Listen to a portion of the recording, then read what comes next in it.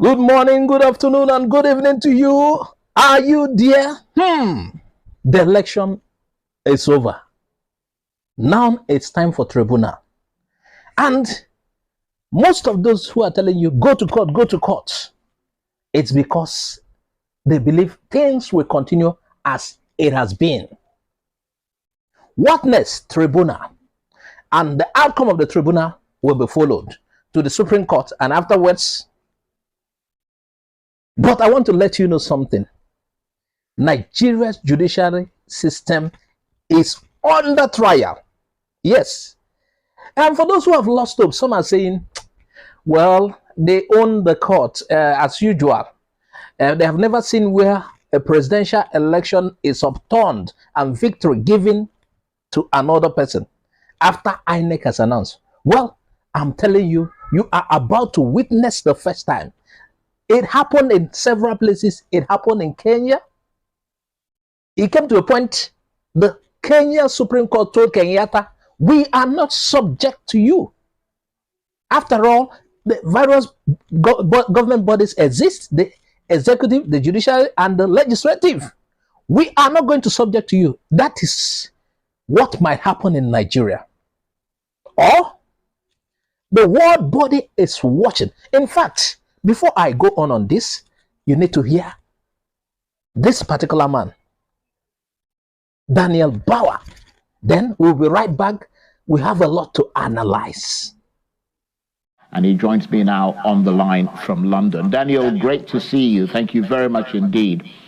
Rebecca and the PDP have filed at the election tribunal. Just briefly, what are the grounds?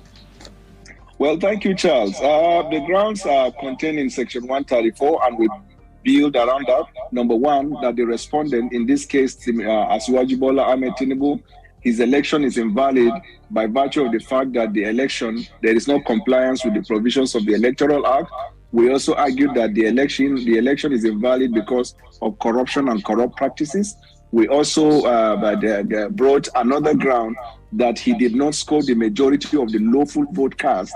And then the fourth one, we also said at the time he was declared the winner, he did not qualify. In all of those, we have evidence to prove, we have facts to support. And of course, if you want me to go ahead and embellish that, I'll go ahead. But I mean, given what you've just said, Daniel, how confident are you that the judiciary, which is an institution of state that many see as a cooperating part of the national establishment, will be allowed to do its work independent of interference from politicians who may want to bring it on side? I mean, you are a lawyer yourself, of course. Right. So I have absolute confidence in judicial process, but whether this judiciary will deliver as rightly captured in your question when you say whether they will be alive. So this is outside of the precinct of the judiciary. I hold the view that naturally the penchant of this APC and the government and the history suggests that they will not want to allow them to be independent in the delivery of justice in this matter. They have shown that pre-election, during election, and after election. You have heard the president of the country saying most recently that the election of Tinubu has come to stay. He's not a code of law. And that kind of statement can be deemed as preemptive to the court and preemptive to the outcome. But this is my confidence, Mr. Charles. Similar scenario happened in two countries, one in Malawi, the second one in Kenya. We have a lot of things in common with Kenya because Kenyatta Uhuru at the time was very brutal. He tried to intimidate the judiciary. He tried to intimidate the masses. In fact, there was a report that said about 1,600 people were killed by law enforcement through various abuses and violations of human rights. But at the end of the day, the Supreme Court of Kenya stood their ground and delivered because of this one thing, that there was a global eye on the judiciary in Kenya. This is where you look at Africa and you see the recent development that tells you that the world is beginning to see the threats that democracy faces and now realizes that for the democracy to thrive, it is not just a one-man show. It's not even a national show. There has to be a global consensus to ensure that in every country, they not only abide by their electoral laws, but where there is adjudication, the courts in those countries must dispense justice without interference. That is my confidence. Well, it's interesting that you say that, Daniel, because, I mean, the world was looking at Nigeria before and during the elections, and all the promises that were made that this time propriety would reign supreme, but it clearly didn't, certainly not from the point of view of the PDP and the opposition parties, and there is no historical evidence or precedent to suggest that Nigeria's judiciary is an activist institution, is there? I mean, certainly not on the level of the Supreme Court. So the judiciary now is under trial because this election is not just the test of the will of the people, it also the test of the supremacy and independence of the Court of Appeal and the Supreme Court in adjudicating this matter, because you must have heard a lot of people saying that forget it. It has never happened in Nigeria's history that a presidential election will be annulled. The test is before the Supreme Court. There are people who say, if the Supreme Court annulled the election, how about the cost of conducting a fresh election? INEC chairman had said before the election that the budget covers the possibility of a runoff. Then there are people who will say, what about if you annul the election, there will be crisis in the country? If that is what it takes for a country to remain one. And first of all, there is no country unless there is rule of law. So what we are confronted with, or what the Supreme Court, Court of Appeal and Supreme Court is confronted with, is the destiny and the future of the Nigerian people. Now, coming to talk about the world was watching pre, during, and after, you don't expect them to bring fighter jets, F-35 or whatever. What they did, what the world did, and quite rightly, is that they came to observe and they were all unanimous that this election was a shambles. It was a Broadway show. It was issued in a joint press statement by the European Union. Commonwealth adopted the same, African Union the same. Then individual countries have all called on the government of Nigeria, having conducted a very misfortune, a Broadway show election. They said now that the processes are submitted for adjudication, there should be non-interference. Charles, do you know that the United States reiterated again the fact of the strict sanction that will be placed on those who will interfere? There is a global argument now that the United States should go beyond just saying we're going to deny you visa. You have to revoke the green card of interference if it exists. You have to also revoke their passport if it exists. Then you push it further by freezing their assets anywhere in the world, and then you push for extraterritoriality, where there will be a criminal element at the international scale. Because anytime the right of the people is denied, it is the same thing as genocide.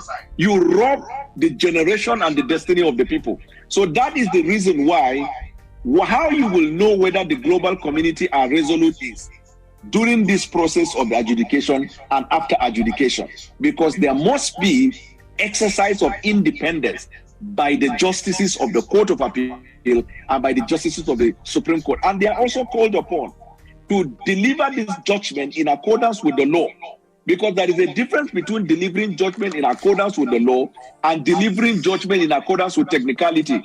This is not one of those cases where the courts, whether they be Court of Appeal or Supreme Court, they will look at technicality in determining who scored the majority of the lawful votes. Well, I mean, I hate to burst your bubble there, but there are those who say, Daniel, and I know that you yourself personally are quite an upright person who has done a lot of things on principle, but there are those who suggest that the PDP is aggrieved because the APC beat them at their own game, and that the whole history of all these allegations that are being made about rigging and non-rigging and so on actually evolved from the PDP, which was in power since 1999, and eventually someone came up and beat it at its own game, so that you really lack, not you personally, but the PDP lacks the moral authority to sit there and talk about somebody, and corrupt practices in an election. What is your reaction to that? I can assure you that such a conversation could only have taken place in a beer parlor as far as Nigeria is concerned, because here is a party that claimed they won election, have not had the courage to celebrate publicly. It is like the case of a daylight robbery. Here is a political party that was not courageous enough to abide by the rules of engagement. Here is a political party whose members, and in fact people running for position in their party, received contract from INEC for the production of sensitive security documents relating to the election. Here is a political party that connived with the governing party to introduce certain policies in the government, thereby disenfranchising other political parties. Here is a party that lost popularity with the Nigerian people at all and in every respect. And here is a country that after the presidential election, there was an annoyed and graveyard silence in the country. You cannot say you beat anybody white and blue. If you look at the result sheets that we do have, it clearly shows that we defeated these people with not less than 3 to 4 million votes. And they are not confident about their winning. That is why you may have heard them all over media fighting on the ground of technicality. There is only one thing you hear them say. If they come to your show, ask them. They will tell you that it is not mandatory for INEC to upload. It is not a requirement of the Electoral Act. That is what we call technicality. That's what they hope to build their defense. But if you go on the substance of the case, I am telling you, and I say that on my own honor, this 2023 election is going down about the worst election in the history of the Republic. Worst. The worst, because the crime of rigging was committed with the use of technology across all platforms in one day. In the context of what you're saying, Daniel, I wonder what your reaction is to the statement released by Bola Tinubus saying that the time for healing is now. Do you accept the spirit of that call, or do you stand with those who say that he should have done this at the outset and not now after he and his party have achieved their aims? I was one of the first person, if not the first, to say that, because you recall even the most recent racial or verbal altercation between the Igbos and the Yorubas in Lagos. He never said anything. He never said when there is a threat of existential threat to the Igbos in Lagos, he never said anything. And he governed in Lagos until after the election. Now they need, it's just like a case of armed robbers. When they go and steal, they need peace to be able to spend the money. How can you go to the shopping mall and supermarket in the midst of war? You need everybody to be quiet so you can spend the proceeds of that crime. This is an electoral crime. He was the first person to say in London that you need to grab it, you need to snatch it, you need to run with it. It is not something like an snatch it, run with After he said that, they inaugurated what they call battalions. They call Aswaju Army. You saw how people were maimed all over the country. During this election, you saw violence in Lagos of a nature we have never seen. So they introduced the violence, intimidated everybody, used law enforcement, grabbed the election, and now they are saying everybody be at peace. At a time when, in fact, there is no political party that has joined issues with them regarding that. So to me, that statement is hypocritical because it is only coming after the fact and not before the fact. But it is better late than never. Oh, Daniel, I know you've had a very long day because I know you've done quite a few interviews and you've been moving around doing other things. So we really appreciate your taking the time to talk to us. But before you go, I'll ask you the same question that I asked the APC gentleman who was here before you. Would you, your candidate, the PDP, be prepared to live with defeat if the courts find against the victory of Atiku Abubakar? Because, I mean, your conviction that you are in the right is quite, strong and almost overwhelming. Yeah, so this is how the nation is built on democracy and the rule of law. That one, you submit yourself to the jurisdiction of the court and make your case. But when you do that, you have to be watchful to be sure that justice is dispensed in accordance with the law and there is non-interference. You have to know that the balance of convenience is on our part the proof of probability or the burden of proof that there is non-interference is not just on the court, but also the government, because judicial officers are appointed by the executive who are members of the party and whose leader said that this election has come to stay. So it's up to them. Now, whether if we lose at the Court of Appeal and we lose at the Supreme Court, will be comfortable with. If you lose in both courts, where else will you go to other than to appeal to God? There is only one fear, that if justice is not done, then the very foundation of our democracy will be threatened. You see, because there is an extent to which you can stretch the patience of the people. For the first time in Nigeria's history, PDP and Labour and many other political parties showed what they call statesmanship. Well, that is where we hang it for now. Let's take a look at what he said. That was Daniel Bwara. He's a spokesperson of the PDP. And I'm not here to stand for the PDP or any party. I'm here for uprightness. That is why I am here.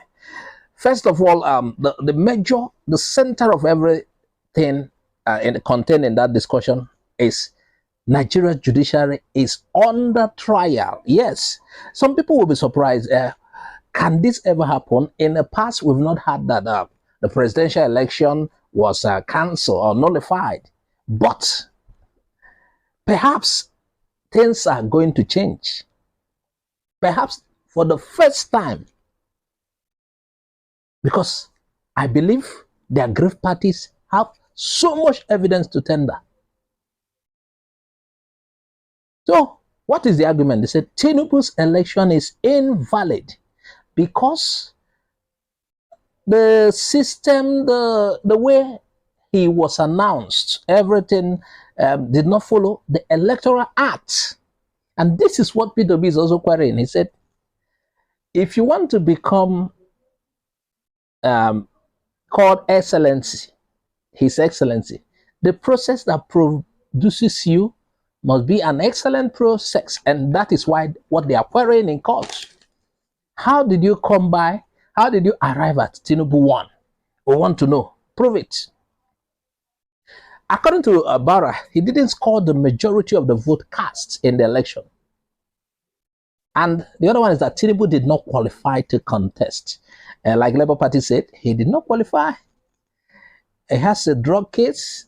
He was even convicted according to Labour Party. And people with such dents on their records are not to be president of any country. So why ask if he has confidence in the Nigerian judiciary or in the judiciary? Normally, if the judiciary functions well, you have to trust it. But due to what we've had in the past in Nigeria, you realize somehow you can beat your chest and say the judiciary is subject to the executive. Yeah, they are afraid. They panders to the executive. The executive dictates for them. That is not what is obtained in so many parts of the world. And he cited an example, Malawi and Kenya, where Kenyatta, the president of Kenya, was trying to suppress the judiciary. But at the end of the day, they stood their ground. They told him, you can't. And at the end of the day, he subpoenaed. It was the will of the judiciary, not his own will. And another thing, very important point I want you to take home, viewers. This particular election in Nigeria, this 2023 presidential election that just went, has so much world focus on it. The world is watching. The world is watching. And the world is ready to penalize any offender. And it's already started happening. The other day, certain justices of the Supreme Court who gave Uzodimma the fake victory in Imo State, Uzodimma, the Supreme Court governor, they were not allowed to get visas to US.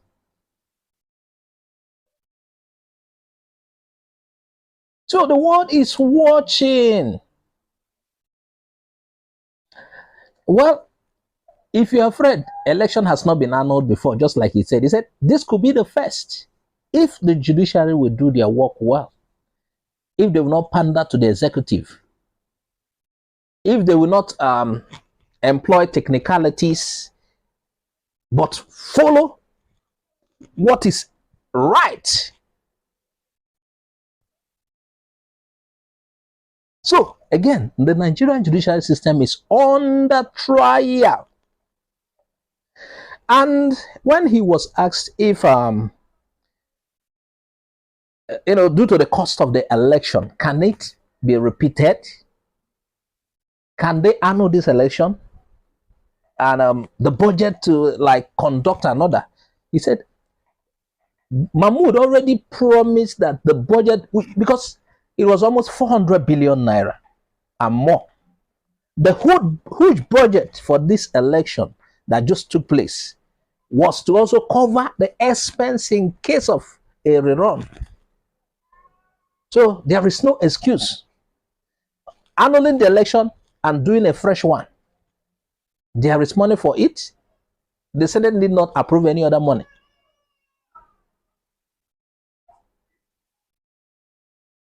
So, what about what foreign observers said? But before we get to that, it is about getting things right. It's about the future of Nigeria for those who still believe in Nigeria. Things must be gotten right. It's not about what it takes to organize a fresh election. No, but getting it right. You see countries that are working. There was a point in time they went through these processes. So Nigeria will not be the first. And that the election has not been annulled, the presidential. It can start now. Or at least give it to the rightful winner. Because a lot of people have the results. Like I told you earlier, I was speaking with an ECOWAS representative during the election. I went to interview her. She refused that I used the camera. But we spoke at length. And she told me, right at that evening of the election, that ECOWAS have the results. And that they already had what is happening in Lagos. Because she was communicating with Lagos. So they know what happened. But when I asked her, can't you people announce the result too? They said they are not permitted to interfere. But they know what happened, whatever happens. And you've had reports of several bodies that were around to witness the election. None was writing something good about Nigeria. So the world is watching. And there are penalties. And there are suggestions that it is not just visa denial, but revocation of passports, denial of certain privileges, and even going after the accounts, yes, bank accounts, anywhere they are, of this particular election, these defaulters, these people involved in these irregularities, going after their accounts and freezing it worldwide, anywhere they are. And I think there should be more sharp measures introduced. Seizing of their assets.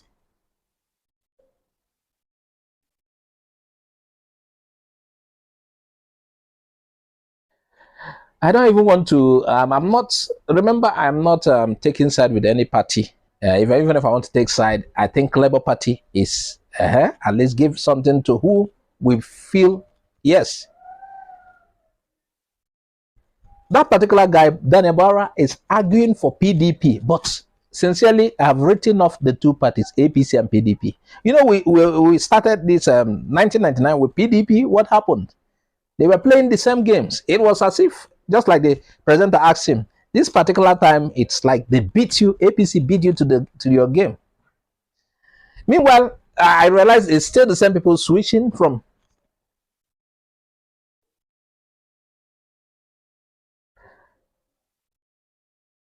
The two parties messed Nigeria up. For me, if I were to suggest, I don't want to see their rise to the top seat. Yeah, so I'm not really arguing for PDP. No. And did you notice something? The PDP guest also made mention of this. For the first time, election was won, and in Nigeria, it was as if we were mourning. There was a graveyard kind of silence. And the winner is, he knows within himself that he didn't win. He's not so confident.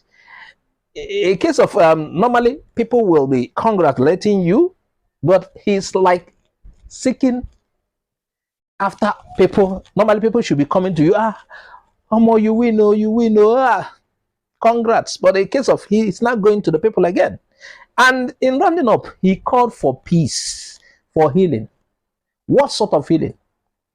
Wycliffe sang in his song, he said, we don't want no peace, we want equal right and justice. Let me tell you, where there is equal right and justice, peace will come and rest by itself. You can't be hurting some people, doing whatever, and you are calling for healing. Justice must take its place. We want it. When you have equal right and justice, there will be peace. It will come and settle by itself. He's calling for peace, but prior to the election, he was telling his boys, snatch it, grab it, run with it. And nobody, if it's a country where things work, he would have been arrested. And after that, what happened in Lagos? You saw how they obeyed him, whatever he said. The main people, some people lost their life because of these people. All sort of electoral malpractices they did. They disturbed the election. They made the vote to go in the favor of their candidate. At the end of the day, he's seeking for healing. What are we going to do? Justice should be first done. Igbos were threatened in Lagos. What did he say? Nothing. Then when he won, he's asking for peace. Can you imagine? That's hypocrisy. Snatch it, grab it, run with it. Now you're asking for peace because you've gotten what you want. I am angry. Anyway, viewers, what do you think? Add your comment on the comment section. Please don't forget to subscribe to our YouTube channel. Follow us on Facebook, Twitter, and Instagram for more updates. Bye-bye for now.